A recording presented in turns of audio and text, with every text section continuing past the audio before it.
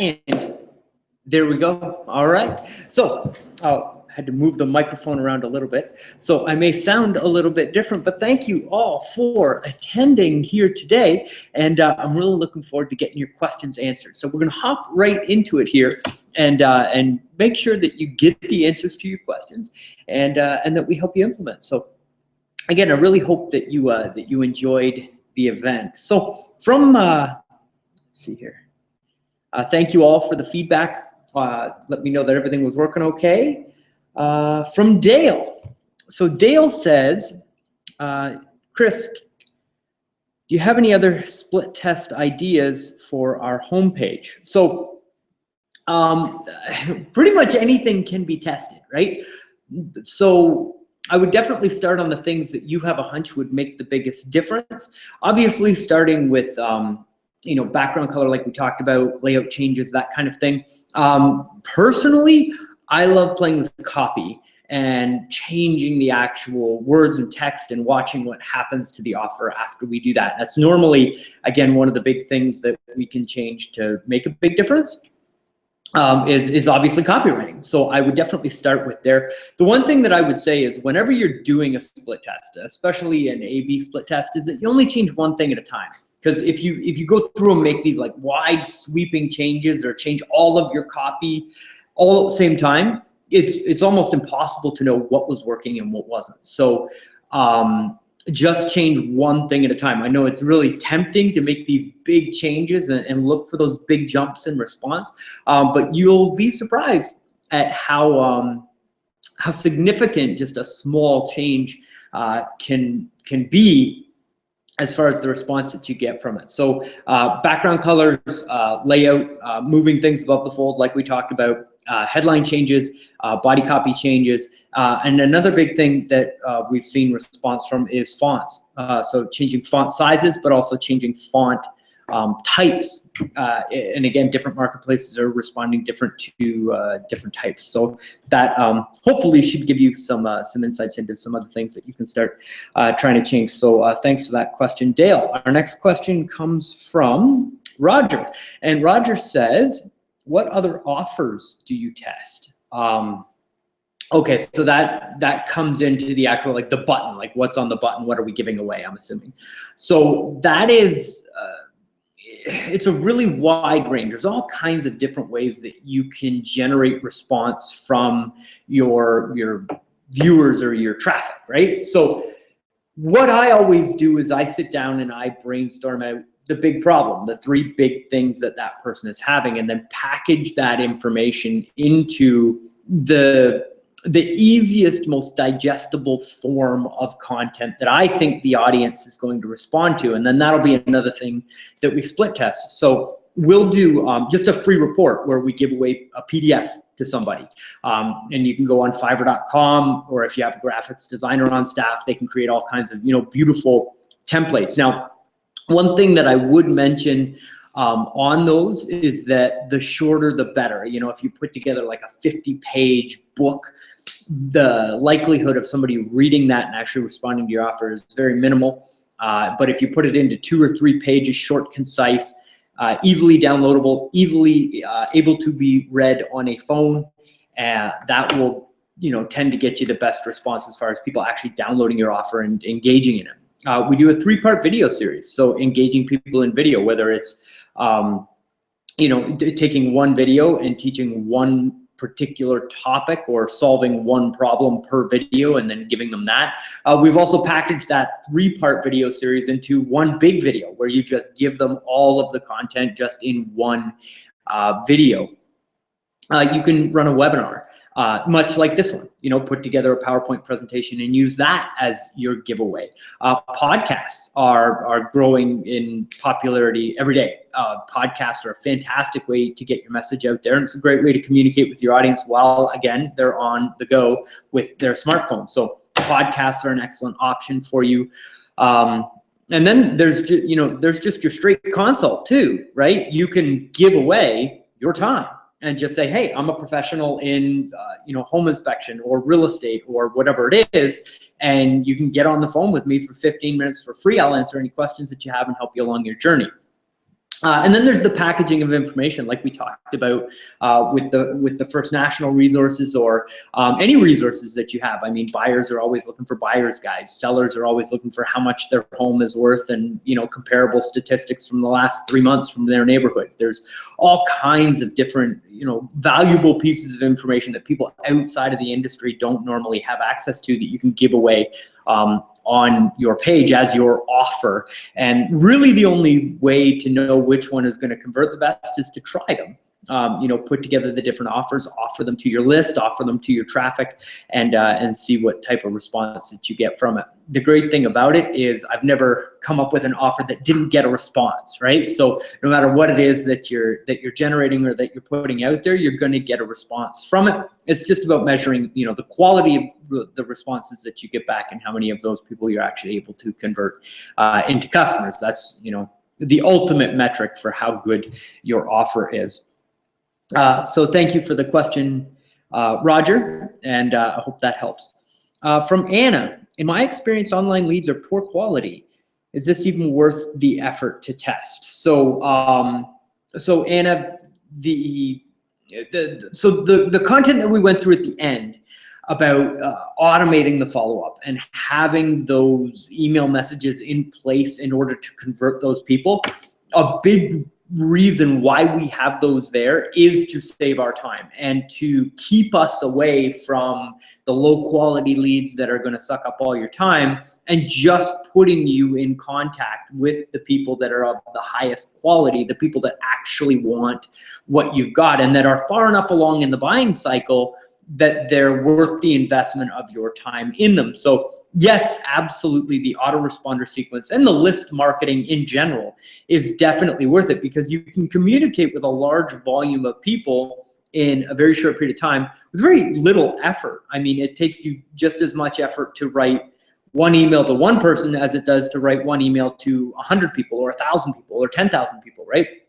So when you look at the benefit of the returns in building a list and then marketing to that list over time, it really does save you a lot of time. And making sure that you structure those 4 emails the way that we laid out on the webinar is definitely a great way to make sure that you're only dealing with the highest quality prospects that really do value you as a professional. So I would say definitely put those emails in place, because it will help you just better prioritize the leads that are in your funnel, and really only spend your time working with the ones that are of higher quality. And that, I think, in itself will help you to generate a higher quality lead. Now, the other part of that, outside of follow-up, is the actual lead generation on the front end. Your lead generation offer has a lot to do with the quality of the people that respond to the offer. So if you put together just a broad reaching offer that everybody will want, you're going to have a broad swath of people that accept it and then in return expect something from you, right? So the more specific you can be with the offer, and the more that your offer helps a specific type of person and really is valuable. I mean, I'm talking about creating information that is beyond what you see traditionally in your marketplace. Really putting together something that helps enrich somebody's life, helps make their life better. When you put the time in up front and invest in other people, and they experience that thing that you're giving away for their contact information, and it's really, really good, again, that will help to bring a higher quality person through the funnel. So when you're looking at lead generation on your website, it's not always about how many leads you can generate. It's also about the quality of the people that you're able to bring through that funnel. And when you really do your homework and you sit down and think, okay, who is it that I'm trying to attract with this offer? Really, what are their 3 big problems? What are the things that kind of keep them up at night while they're trying to make this purchase? And whether it's buying their first house, or getting a home inspection the next day, or whatever it is, if you can provide them with that quality information that's going to help them solve their problems or feel more at ease, it makes a big difference in the quality of people that you'll have coming through that funnel. So thank you for the question. I appreciate it, and hopefully that helps. From Ben. Ben says, I have no idea what a split test is. Can my web provider set this up for me? So most web providers won't be able to just kind of come out of the box and respond to an email that says, hey, set me up an A/B split test. You've really got to go to them with a plan of here's what I want and here's how I want you to implement it on the website. Now, most web developers know how to set up an A/B split test if they're in the industry. It's pretty basic stuff. They should know that if they're in the industry. That optimized lead tool that I gave you is probably, besides Google Analytics, one of the most valuable resources as far as setting up those A/B split tests. If you sign up for that free account, take the code that they give you when you sign up for your free account, send that to your web developer. Yes, they should be able to implement that on your site, get that installed, but you're the one that actually has to track the metrics. They're not going to do that for you. You're the one that has to hold them accountable to, hey, this is the change that I want to make on the website and I want to monitor it. And in 30 days, I'm going to sit down, I'm going to look at the statistics, and then we're going to go to, either forward with a new plan on design or, tweak what we've already got. So yes, your web developer can do the technical things in order to install it, but you are the one that needs to drive the proverbial bus to success with actually looking at the statistics that come back from it and using that to make intelligent decisions as to what you're going to present to the market on your actual website itself. So hopefully that helps.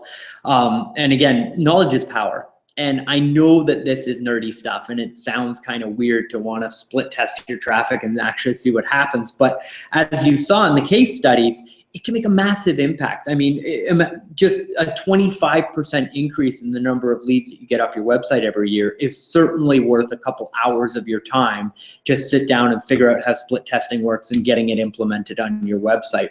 You'll be shocked, I believe, at some of the split tests that work for you. Even just a simple one-time A/B split test can open your mind up to the possibilities of what's really possible out there. So I highly recommend that you do it. Don't let the technical stuff get in your way. Just send it to somebody that knows how to do it, get it implemented, and look at the reports, because that's where you can really make those big decisions from. So thank you for the question, Ben. I appreciate it. From Brad says, I'm a home inspector. Would you suggest I leverage a lead page? So Brad, yes, with a caveat, depending on who it is that you're really trying to attract. So a lead generation page for you, I would see, and again, this may not be the best advice for you because I don't know specifically how you're going about building your business and what your targets are and all of those things. But if I may make an assumption, I'm going to say that you probably generate a lot of your business through referrals from either real estate professionals or legal professionals, right? So I wouldn't necessarily go about making that lead generation offer or page towards somebody that's buying a home with, the top 3 things you need to make sure your home inspector checks. I would go out and I would put together a lead magnet that is focused on real estate professionals and legal professionals, and put together a report, something along the lines of how the right home inspector can help you process 10% more deals in your business every year, or something along those lines, because those people are going to be motivated by being able to process more deals and having less headaches. Right? Your ability to solve those 2 problems, how to process more customers and how to do it with less headaches at your office, that's a pretty compelling offer. So I would put together a lead generation page that has a lead magnet that you can give out to those sales professionals. And then that becomes a resource that you can put into your regular sales toolkit, when you're going around and you're at the offices and you're delivering the actual inspections, or you're actually going through the process of doing your job every day. You can leave people with that report. So when you go into the offices, just make sure, hey, I just put this together. I'd love to know what you think about it, and just generate more referrals from that source. And they start to pass it around the industry. Again, when the quality of the information is really there, it can make a large impact. The other thing that I would say in your business from a referral standpoint is getting online ratings, reviews, and testimonials, and leveraging those and that email sequence on the back end to send a newsletter and continued follow-up to the people that you provided inspections for, to get them to share your information with friends, family, and other real estate professionals and other legal professionals that they know is a good strategy for you. So hopefully Brad, that answers your question and helps you out. Jane says, this is awesome. I'm so thankful for the free information. Cheers. Cheers. Well, not yet. It's almost Friday evening. And thank you for the kind feedback. And thank you to all the mortgage professionals that put this event together. It's amazing to see the industry coming together and providing, additional value. There's no catch, there's no pitch. In my opinion, this is very refreshing. Most of us are getting bombarded all the time with sales pitches, especially with Black Friday and Monday and everything that we've just been through. Everybody's trying to sell you something, and here, this is just a pure value-packed event to help you grow your business. So a big kudos to the mortgage professionals that put this event together, and for First National Financial for helping to sponsor the thing as well. So thank you all for being here and investing your time to grow your business, and thank you for the kind feedback. Our next question is from Susan. Susan says, this went a bit quick for me. Is there a replay available? So Susan, yes, everybody that registered for the event is going to get access to a replay. The replay will be available for roughly 48 hours. It gets taken down Monday afternoon, Monday evening. So you'll have the weekend to watch the content as well as Monday. So that you can rewatch everything. That will be emailed out to you first thing tomorrow morning, so that you have the weekend and the time after that in order to rewatch the information. And make sure that you connect with your mortgage professional, because they'll have access to a link for it for you as well after Saturday morning. So make sure that you connect with your referral partner after the event, and they'll be able to help you out with that. From Dana, Dana says, I use so we'll stay away from putting just provider names into the presentation, because we don't want to steer anybody one way or another. But I use an email autoresponder service. Hopefully that's okay. Will that work for the autoresponders? So the particular company that you've mentioned, yes, absolutely. They have an autoresponder part of their program. And yes, that will work for the autoresponders. So a lot of you out there will probably have some form of CRM, email management system with the company that you're with. Some of you may not. So there's lots of different alternative options out there, and the spread is very, very wide on the services that they offer. Most CRM packages have some form of autoresponder on the back end, where you can generate an opt-in form and have somebody sent out a drip email sequence after they've opted in for whatever the free report is. So it is pretty standard technology in the industry. Very few small business owners actually leverage it or use it properly, but it's a very powerful tool for you. And yes, the service that you have access to gives you the ability to do that. So hopefully that helps. Kendra, thank you very much for the kind words and the nice feedback. Much appreciated. And our next question, what happens after the 4 email messages? How do you follow up after that? Great question. So there are essentially, so a newsletter is kind of like a baseline of where to start, and just putting together, that monthly information as to what's happening in the industry, what's happening with you, attach testimonials to that, send it out to people. You stay top of mind, get them to know you, like you, trust you, and get them into that groove of sending you all the referrals that they have available to you in your business. Now, I personally like to go a little bit further with that, and I run campaigning sequences to our database and to our list to provide value, to train, to coach, to educate, to provide value, and to sell ultimately. And in selling, what we're doing is we're providing services that help business owners achieve their end result. So even, sales is kind of a weird word for it. But what I do is I structure offers, just like we talked about, whether it's a webinar or it's a free report or it's a video series or it's a training series or even a blog post that you write and you can send out to your list. That's how we follow up. We come up with good quality, relevant content, and we post it up in some form of medium: podcast, blog post, video, text, picture, whatever it is, right? And then you simply email that out to your list. Now, I personally have a number of specific campaigns that I love to use that really get a good response. And one of them you kind of got a snapshot of today, and that's the social proof one, where you just continually drip out, hey, if you're a first-time home buyer, I thought that you might like to see this. And it's the story of how you've helped a first-time home buyer, but you educate through the process. It's very important that you don't just pitch people on email. You give them good, worthwhile content. So that story of the first-time home buyer would be framed around the big idea of one thing that a first-time home buyer should know about. So it could be, a rebate program, or when you move into your first house, what type of expenses to expect in the first month, or if it's your first winter in your home, here's how you winterize your house for the winter, stuff like that. But stuff that is very important and useful so that people get used to opening your emails. The ultimate goal is to write an email that's good enough that somebody would actually take it and send it to somebody else and say, hey, thought you might like this. So definitely campaign sequencing is what happens after those 4 initial emails go out. Those of you that invested in the Abundance program when you registered for this webinar, you're actually going to get my 5 top campaigns that I love to send out inside that training program. And again, you don't need to know, specifically how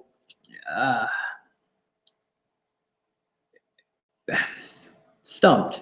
A campaign sequence is made to seem a lot more overwhelming than it actually is.